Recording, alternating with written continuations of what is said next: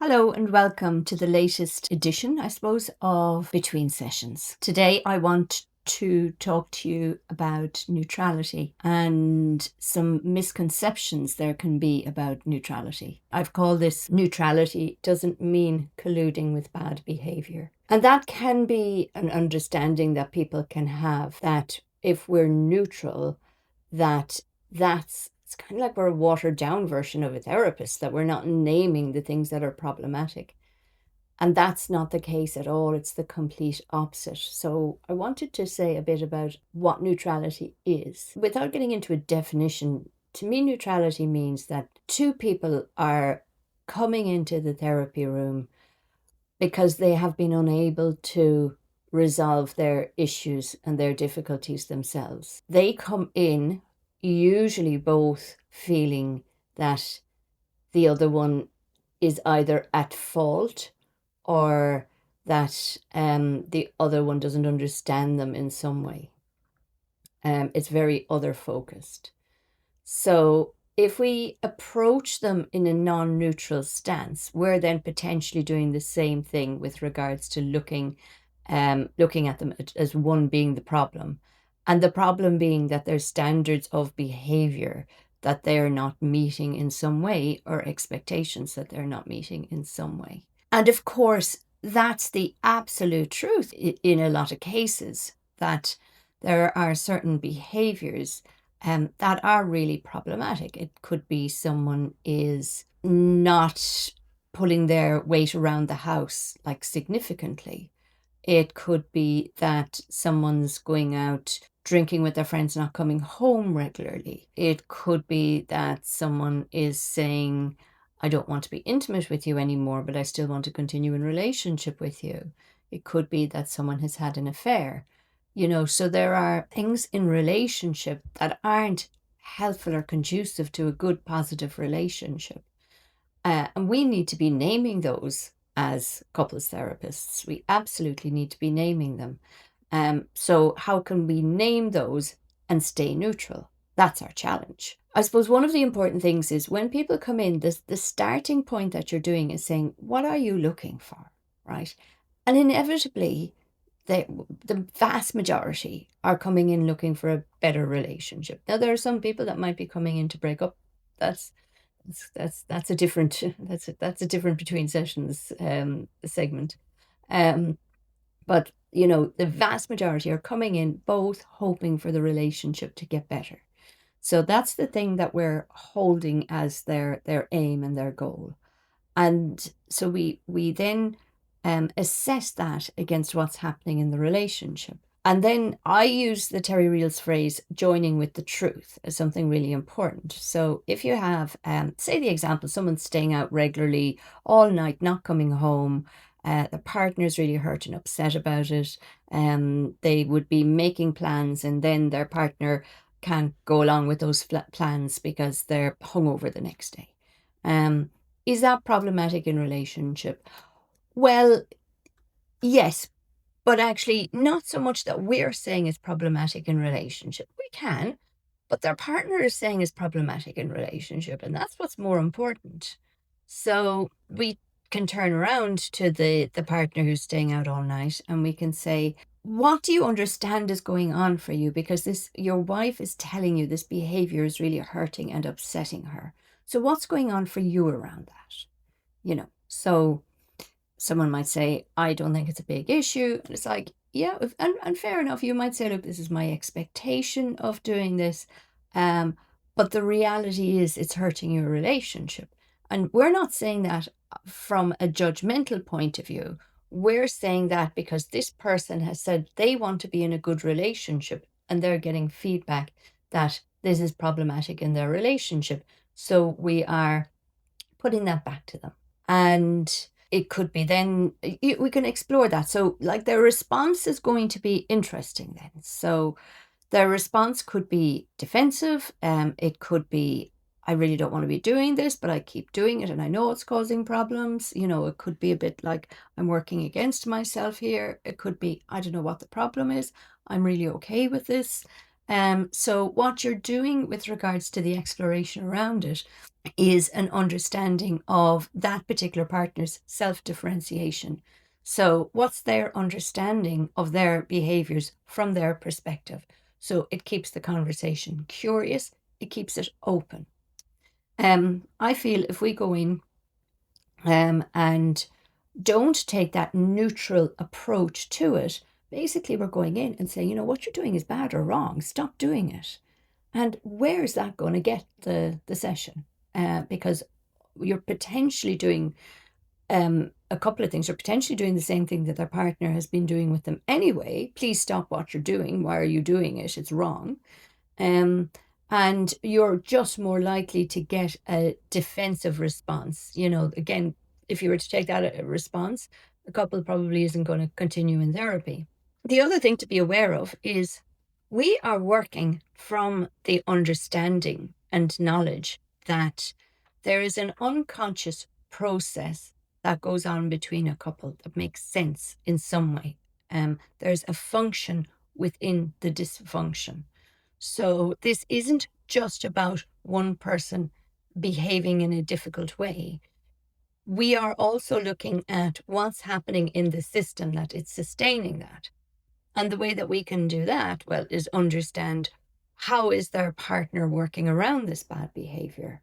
Do they go along to get along? Do they just try to say, look, it's not such a big deal to, keep the relationship? Do they shut down? Do they distance themselves? So part of the work is going to be helping the partner with the difficult behavior to understand more what's going on for them, that they are doing things that's working against their own goal, which is having a good relationship. And the other side then is being curious with the partner as to what might they need to develop or grow within themselves, their own self-differentiation with regards to it might be assertiveness, it could be more direct communication, it could be boundaries, it could be really establishing strong boundaries. So we'd be looking at the partner as well, not from a kind of an accusational point of view. If someone's behaving badly, they're behaving badly. But is there something the partner can be doing to help themselves in relationship around boundaries, communication around this issue? So the outcome could go in a couple of different ways. The outcome could come up in a way of there becomes more of an awareness that this behavior is driven by an ineffective coping strategy. And the root of that could be family background, it could be trauma, it could be neurodiversity, it could be dealing with overwhelm, it could be a response to even a depression. Um, so it could be that this person is struggling themselves in some way and their survival strategy is ineffective and is showing up in bad behavior. So if that's through our exploration the root, then that's their work. Understand what is going on for them, what is the deeper issue, tackle that. That might be referring them to individual therapy. It might be, spending time on that in the couples therapy. So so one side is it's an ineffective coping strategy that through our neutrality, through our curiosity, through our exploration, really helps them to be able to open up about that and really help them to receive support to work on that. The other thing that could happen is that it becomes clear that this behavior is more problematic from a characterological point of view. That could be kind of more narcissistic presentation, could be more borderline personality presentation, and that it's more rigid and calcified and comes from, as I say, either kind of a rigid place or even an entitled place. And through our neutrality with regards to our approach to it, it can be very insightful for the partner to really understand wow, this is my partner. My partner really feels justified in their behavior. So sometimes the outcome might be from the partner of the person who's doing the more difficult behavior. It could be through the process of couples therapy that they're realizing that their partner actually has no intention to change. This is as good as it gets. And that partner then will make whatever decisions that they want to make about continuing in the relationship or not, based on maybe more clarity of that person's behavior. So, and coming back to that idea of if we're not neutral, then basically we're looking at one person as the problem. We don't do that here. There's always two, not two like responsible for the problem, but two sustaining a system that allows it to continue. And it might be, say, again, coming back to that example, my partner keeps going out, keeps drinking, keeps coming back. I don't know if he's going, he might be gone the night, might be gone a weekend. It's devastating me. I feel like I'm raising the kids myself. I can't rely on them. Then it might be okay, and you feel really powerless in that position. What can we do with regards to you? What boundaries can you put in place? Where can you say that your limits are? That, you know, something, this is not something that I'm willing to put up with long term in a relationship. I need to see that you're taking responsibility for this, that you're taking steps to work on it. And if you're not, I'm really going to have to think about my potential future in this long-term relationship because I'm not willing to continually put up with that. So the book that I find really helpful with regards to that element of it is The Dance of Anger by Harriet Lerner, where if you are in a relationship where someone is behaving in a difficult way, what is in control from your side around that? So, and I like to use that word empowerment. So it's not like you're to blame for it. They're not to blame for it, but what might they need to grow inside of themselves to help maybe make a tough decision to leave, to help put in more stringent boundaries, to help be a lot, maybe it could be clearer. I have certainly seen it where people might, if they're from a very conflict avoidant background, might find it very hard to even say that the behavior is bothering them. So that might be part of the work that we're doing with them in couples therapy. So so coming back to the start, about neutrality doesn't mean that we're colluding with bad behavior. We're not. We're naming it. We're putting it out there. We're asking about it. But it doesn't mean that we're looking at it and then saying, you should just stop because that's damaging the relationship. Because to be honest with you, that is as much use as a chocolate teapot. If it was easy as that, they'd have done it.